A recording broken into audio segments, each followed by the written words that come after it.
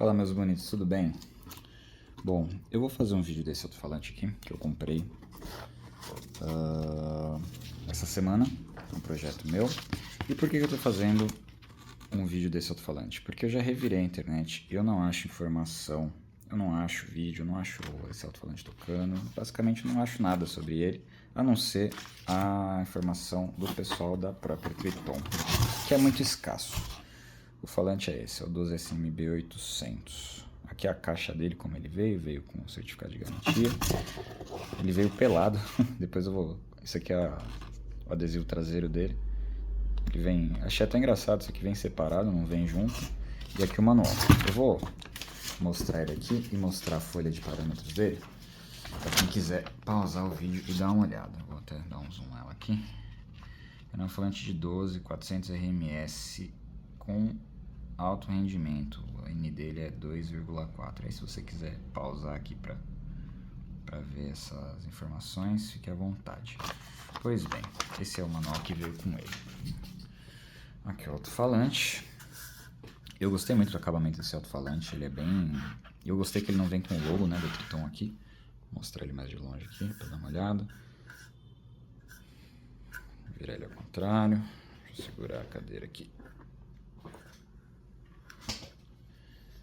Isso eu achei bem curioso, ele não vem, ele é indigente, ele não tem identidade nenhuma. Aqui o lote é a validade dele, aqui as paradas. 12SMB800, assim, acho que dá pra ler. 12SMB800, aqui vai focar melhor. Aí, beleza. Bom, pois bem, qual que é a... Qual que é o atrativo desse alto-falante? Bom, ele é um woofer de 400 RMS, imã aqui de 169, bobina de 3 polegadas, de fio CCAW quadrado. O que isso confere no alto-falante? O conjunto móvel dele é bem leve, segundo a ficha técnica dele, que eu já deixei aqui no esquema, que é aquela mesma ficha que eu filmei ali aquela hora. Ó, vejam bem que o MMS dele, que é a massa móvel, que é o metade da suspensão, metade da aranha, mais bobina, tampa-cone e o cone, são 53 gramas. Ah, por que isso aqui é bom? Porque isso aqui, cara, ajuda na sensibilidade do alto-falante. Um cone leve, ele vai ter uma resposta mais rápida e ele vai render mais SPL, com menos potência. Ainda nessas características, né, o QTS dele é bem baixinho, pode ver que é 0,3. Então, esse alto-falante ele vai ter um bom controle de cone, né, ele vai ser bem amortecido e ele vai ter uma boa resposta transiente. Né, todos esses parâmetros aqui, tudo isso, basicamente confere um alto-falante que vai ter uma sensibilidade boa e vai tocar bem com pouca potência. Esse falante é da linha profissional da Triton, não é da linha automotiva, e o propósito dele, para o meu uso, né, para que eu vou usar ele, eu vou fazer uma caixa de contrabaixo. Eu não sei ainda se eu vou fazer 2x12 ou 1x12, ainda estou decidindo, porque eu não tenho potência suficiente para empurrar dois falantes desse, que seria 800 RMS, é coisa pra caramba. Mas, pelas características Chelly Small dele, né, pela ficha técnica dele, ele seria um falante ideal assim para esse tipo de uso, porque assim, basicamente tentando traduzir em poucas palavras, imaginando um subwoofer de 12 polegadas, ele vai ter a borda de borracha, ele vai ter um cone bem mais pesado, ele vai ter um cone tipo de 120 gramas, 150 gramas, 200 gramas, sei lá. Ele vai ter uma bobina menor, ele vai ter um conjunto magnético assim mais alto, menos largo e mais alto, né, para você ter um X-Max, um deslocamento de cone maior, porém ele não vai render bem de sensibilidade, né, ele vai ter uma eficiência bem baixa. Então você vai precisar de muita potência elétrica para você ter alguma saída decente desse alto-falante. E ele não vai subir. E no caso do contrabaixo, né, ou mesmo numa aplicação profissional de PA, vamos supor, se você vai usar uma caixa dessa num projeto de caixa 2 vias, 3 vias, sei lá. Deixa eu virar ele aqui. Você quer um alto-falante que suba, né? Então esse alto-falante aqui, segundo o gráfico aqui de resposta, cara, ele responde até 4K, o Triton indica aqui 4,5K. Eu não consideraria isso aqui, porque isso aqui é ocasionado pela modulação do cone, né? Isso aqui às vezes tem distorção nessa área aqui, mas vamos dizer que eu contasse até aqui, por exemplo, então você tem uma resposta dele subindo até 2K mais ou menos. Isso pro contrabaixo é importante. Você consegue até eliminar aí um driver ou um tweeter que você colocaria, porque o seu alto-falante já responde bastante. Então aqui, o gráfico de resposta dele, talvez tirando essa queda aqui do grave, que é natural de um woofer cone seco, né, entre aspas, que não tem que a borda dele não é de borracha e não tem aquelas características, né, de ter um deslocamento mais alto ou um cone mais pesado, ele vai ser assim, né? E é isso. Estou tentando trazer mais informações sobre esse alto-falante aí, principalmente nesse uso para cubo de baixo. Agora, uma informação que me chamou a atenção nesse alto-falante é essa daqui. O X-Max dele é 7 milímetros. Se eu for pegar... Eu vou pegar uma tabela aqui que eu achei no fórum do contrabaixo aqui.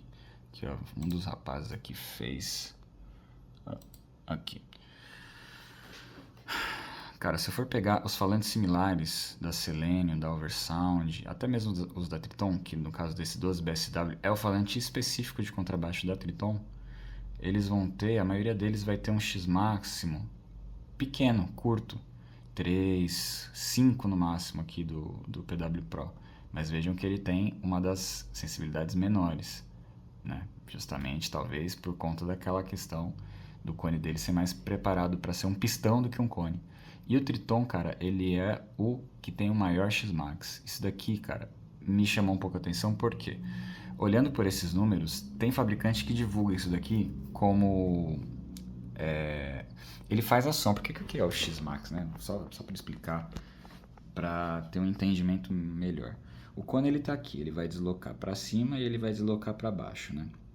Lá dentro do alto-falante, eu não tenho uma bobina aqui de alto-falante. Aliás, eu tenho sim. Deixa eu pegar uma bobina aqui.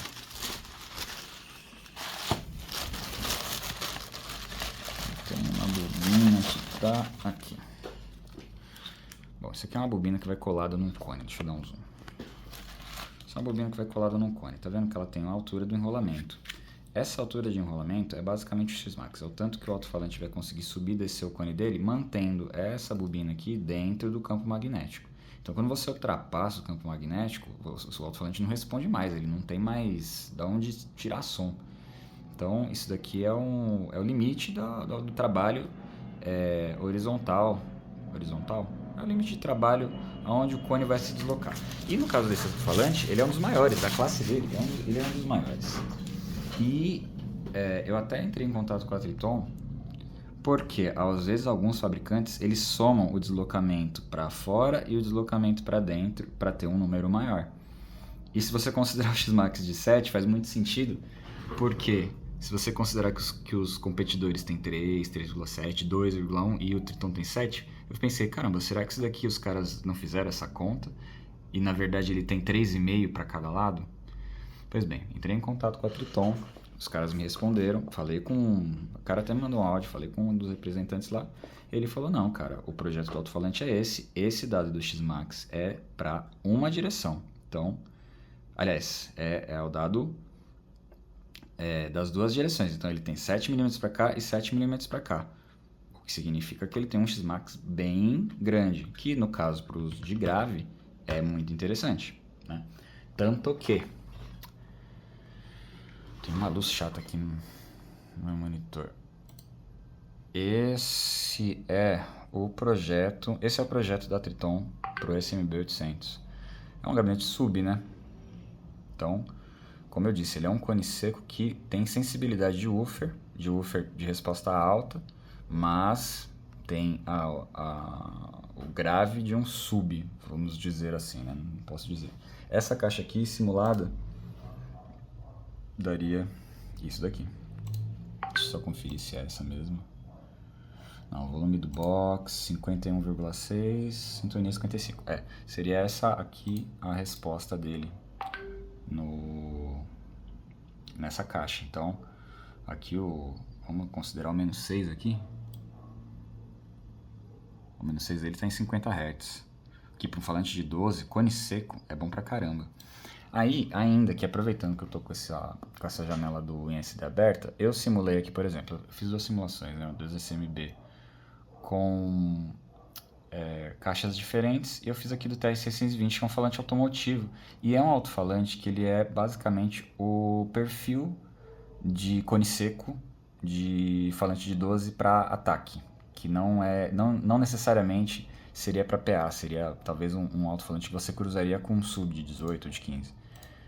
Então, dá pra ver, eu vou deixar os dois aqui, trocar a cor do SMB para vermelho.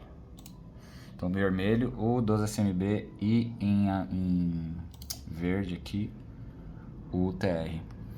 Então, o TR tem um ganho aqui no grave de corpo, né? Ele não tem grave de subgrave aqui, vai um grave mais de peso. Ele tem grave de ataque. Que pro contrabaixo, que eu uso, não preciso disso, né? Eu preciso de extensão, né? Numa caixa de 12, eu tô tentando carregar menos peso possível. Então essa, por exemplo, seria a diferença. Isso assim, eles estão em caixas similares, tá? 41, eu vou colocar esse outro projeto aqui. Esse projeto tá com 44. Então, veja só. Esse seria, então o TR-620 seria um falante mais com perfil de ataque, né? Ele não daria tanto grave, diferente do 12 SMB. Então por isso que ele foi o escolhido para o meu projeto aqui de contrabaixo. Ah, por que eu não escolhi o falante da Triton para contrabaixo? Porque ele é o dobro de preço desse. Esse alto-falante, eu tô fazendo esse vídeo no início de, hoje é abril, no início de maio aqui. Essa semana vira maio de 2025. Esse falante não custou R$500.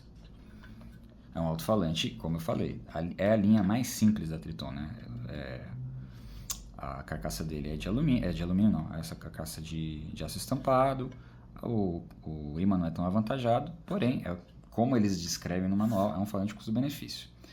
Eu vou cortar o vídeo porque eu vou passar ele no analisador aqui para tirar os parâmetros dele. Pronto, aqui eu liguei o alto-falante aqui no meu setup de medição. Aqui nada mais é basicamente como uma placa de áudio aqui. Eu não tenho uma placa de áudio, mas eu tenho uma mesa que grava por canal individual. Então eu tenho a saída do fone, um canal de referência e um canal de medição. Isso aqui está ligado no alto-falante. Esse setup aqui é um setup que tem informação na internet de como montar. Talvez eu faça um vídeo em português, porque os únicos que eu vi são vídeos gringos, para você conseguir tirar as curvas de parâmetro do alto-falante. Pois bem, eu tenho ele ligado aqui. Eu já tinha tirado algumas curvas, já fiz as medições Tielli-Small dele, mas eu vou mandar um sweep aqui, mais um, só a caráter de pedagógico.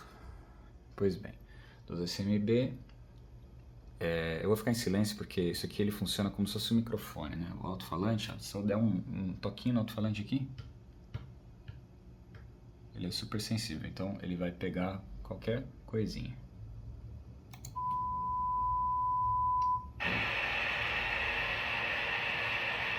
Beleza.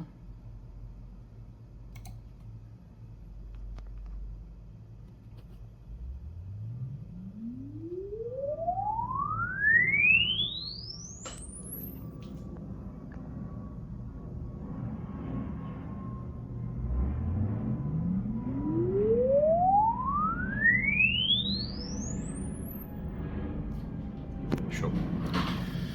Aqui mostra a curva de impedância do alto-falante. No momento, aqui ele já trouxe até para mim a frequência aqui de ressonância do alto-falante, 64. Esse falante não tocou ainda, ele tá duro, ele não tá amaciado.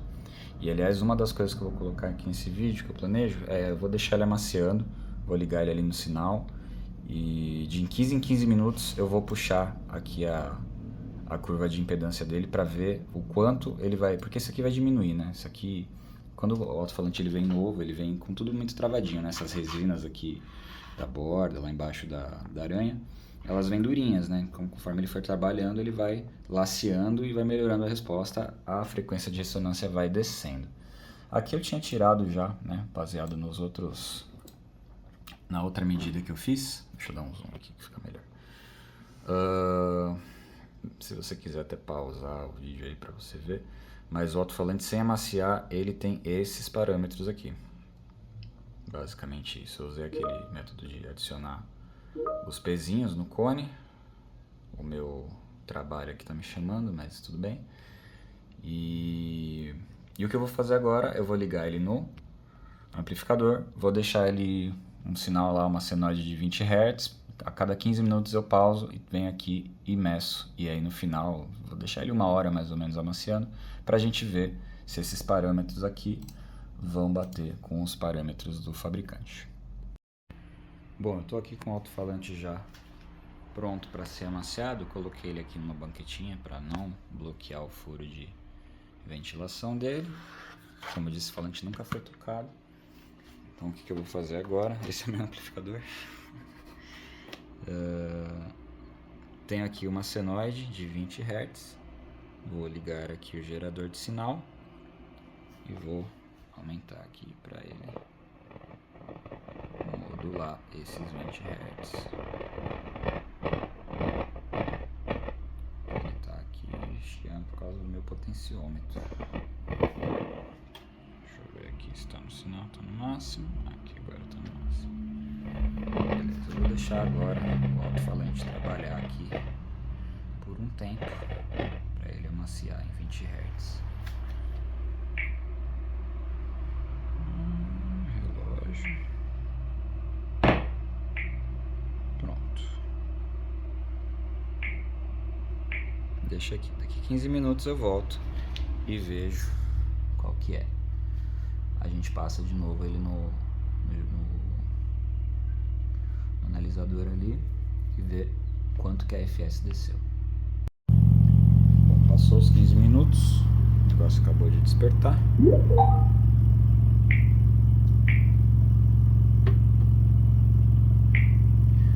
Quinze minutos em 22 Hz, 1 por 20 para ficar número redondo, 22.0, pronto.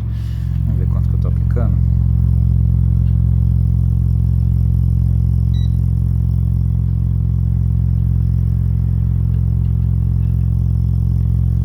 Estou aplicando 23.45 volts. Não sei se isso aqui é Tro RMS, provavelmente não.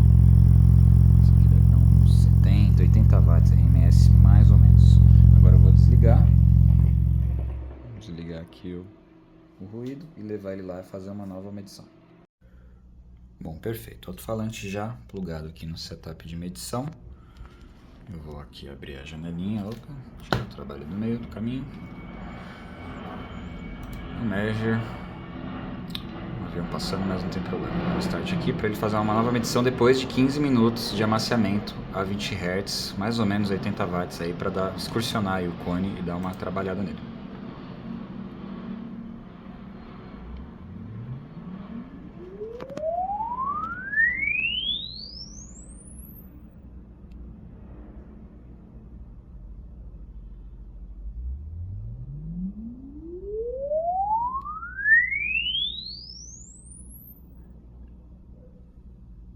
Olha, para vocês terem uma ideia da sensibilidade desse alto-falante, ele está ligado na saída de fone da mesa. E ele dá esse tanto de som. Pois bem, a gente saiu de 63, 64 na última medição. E já caímos para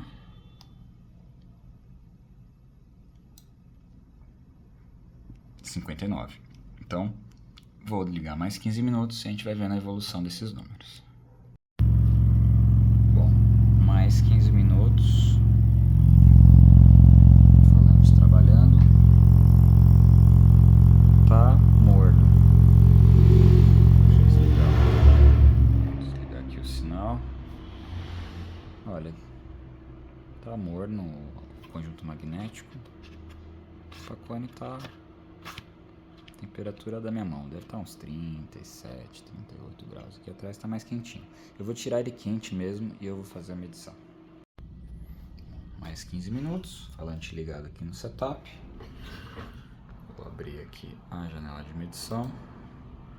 O motor dele está um pouquinho quente, então provavelmente vai dar uma diferencinha na resistência elétrica.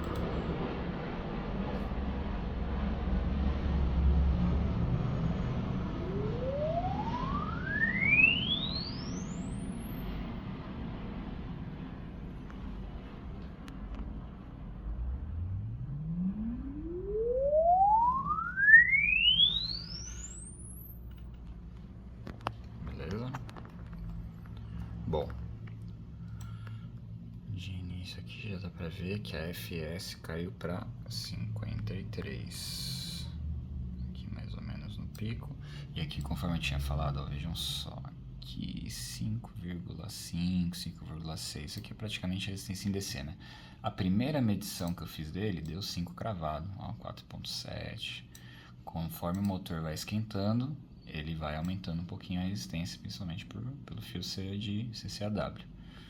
Eu vou fazer várias dessas séries aqui de 15 minutos até eu ver que essa frequência aqui estacionou e ela não desce mais ou não desce tanto, né? Começa a descer menos, né? Cada vez menos, e aí eu paro e traço novamente os parâmetros. Bom, pois bem, 1 hora depois, tocando aí a senoide.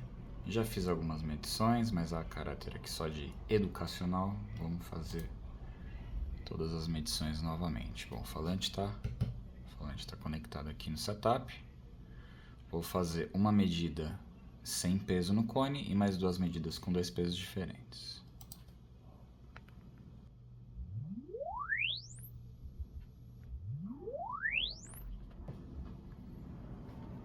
Primeira medida. O falante ainda está um pouco quente. 54. Então, agora eu vou adicionar um pezinho no cone. O ideal é que isso aqui grude no cone, mas eu não tenho nada que grude no cone, então vai ser isso mesmo. Às vezes ele dá umas linhas aqui, porque isso aqui vibra e bagunça um pouco a medição. 12 SMB 800, abriu, depois eu coloco o peso.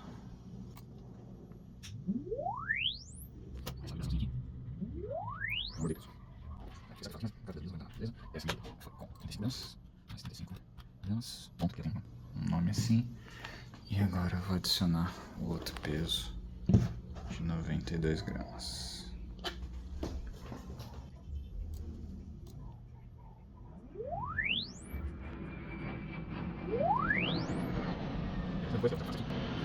Baixou aí a frequência de sintonia, que a gente adicionou o peso no cone. Agora a gente abre aqui a ferramenta de medição dos parâmetros Tilley-Small. Bom, eu vou puxar isso aqui para o canto e vou abrir aqui o material do fabricante. A primeira medida é essa daqui, a penúltima, sem nenhum peso. Aí depois essa daqui, que eu escrevi, e essa daqui é com o peso maior. Eu já tinha pesado, né? Tem uma balancinha de cozinha aqui, coloquei a massa dos 2 pesos. Eu não tenho nenhum multímetro que esteja prestando, então eu usei a informação do fabricante de 5 ohm de resistência e também a informação aqui da área do cone do SD. O resto aqui não vai alterar tanto os parâmetros, beleza? Bom, depois de 1 hora de amaciamento a gente tem uma FS de 54 e aqui é interessante ver como os parâmetros eles se aproximam das medidas do fabricante. Eu consigo fazer isso aqui? Consigo. Então, pois bem, vamos lá. A FS é o que mais deu discrepante, porém eu imagino que isso aqui ainda vai descer um pouco. QMS era para ser 4, deu 5, QS era para ser 3.2, deu 5 e o QTS 0.46, é um QTS bem baixo mesmo assim. 95 dB calculado, massa móvel 54, ele informa 53. O CMS 0,1 é um cone relativamente duro. Foca aí, meu filho. E o VAS, eu acredito que o VAS aqui não esteja condizente. Eu não sei se depois do amaciamento esse falante ele vai subir o VAS, mas eu não consigo enxergar como um falante com um cone relativamente duro. Deixa eu travar o foco aqui.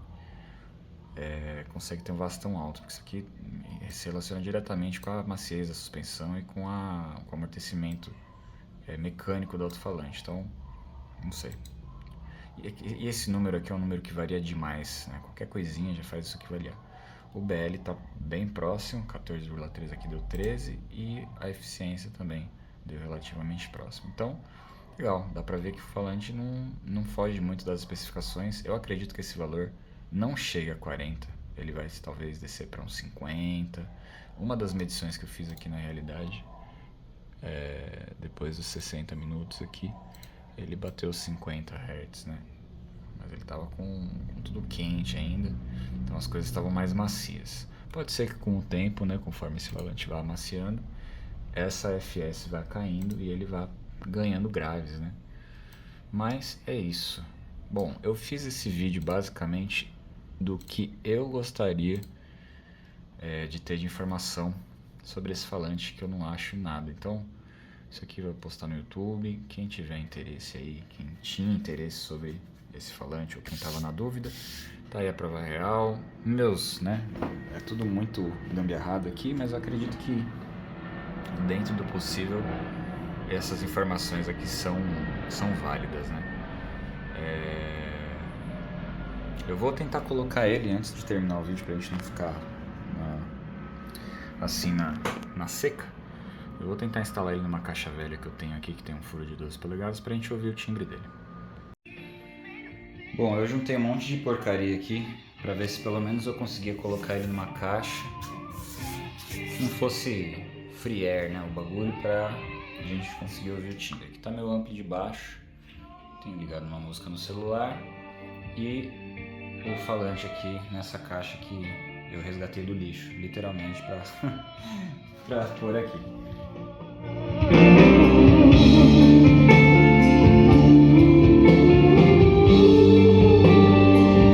Isso aqui tá desligado, só o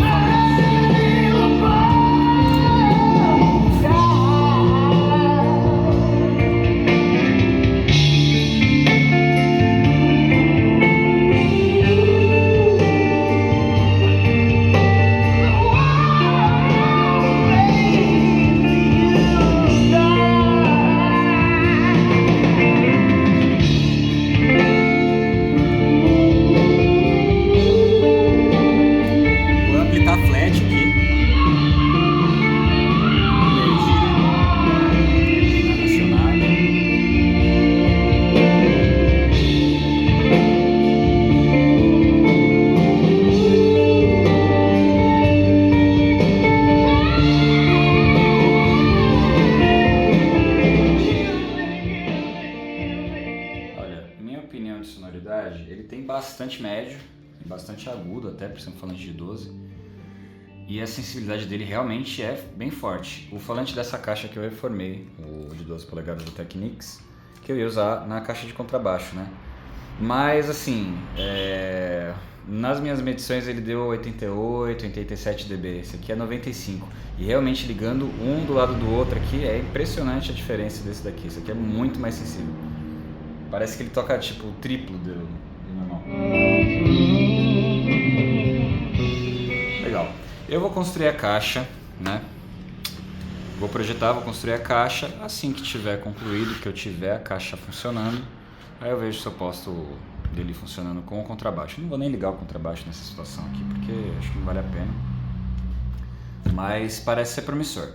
Bom, é isso. Como eu disse, eu fiz o vídeo aí que eu gostaria de ver sobre isso daqui, que não tem muita informação, e espero que seja de ajuda quem procura informação aí de projetos, desse falante em específico, ou de construção de caixa de som e de amplis aí.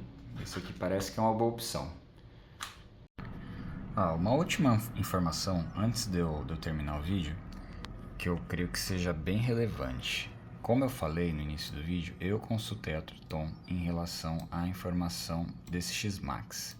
Por quê? Diferente desses parâmetros aqui que a gente consegue medir, que a gente consegue passar um scan e ter uma estimativa de como eles são, para o X-Max você teria que abrir o falante, olhar a bobina, ver a altura do enrolamento e a altura do gap e fazer esse cálculo. Agora, enquanto eu estava fazendo o amaciamento desse alto-falante, eu, tanto por olho como por ouvido, percebi que esse valor aqui possivelmente é um valor nos dois sentidos, ou seja, ele tem 3,5 de ida e 3,5 de volta. Minha mão tá tudo suja. Ou seja, o X-Max seria 3,5, vai 7 total, mais menos 7 milímetros. Por quê? Porque quando esse falante começou a excursionar bastante, eu já comecei a ouvir aquela... Não fim de curso, porque aparentemente ele tem bastante espaço para a bobina se mover. Mas você começa já a ouvir a distorção de que o falante não está trabalhando mais linearmente. Ele já começa um som de pistão, assim, sabe? E, assim, visualmente não parecia que ele estava se movendo 14 milímetros, 7 para cada lado. Parecia realmente 3,5 para cada lado, com um total de 7. Tipo assim, não tinha... visualmente pareciam 10 milímetros, né? 10 milímetros dá mais ou menos um dedo, assim, né? É esse tanto aqui, né, que ele vai se mover para cima e para baixo, tá? Isso é achismo, né? Isso contradiz a informação que a Tecton me passou, porém, eu acho que esse valor não é total 7 para cada lado. Eu acho que ele é 3,5. E é isso, mas assim, no geral, o alto-falante é realmente muito bem construído. Os parâmetros batem relativamente bem até com o que o fabricante divulga. E assim, é só a prática mesmo para comprovar se isso se é legal ou não. Eu vou, como falei, vou construir a caixa. E quando eu tiver um tempo eu posto o vídeo da caixa funcionando, tocando som, um show, alguma coisa assim. Já para ter uma visibilidade desse falante que parece ser muito legal. E é isso aí.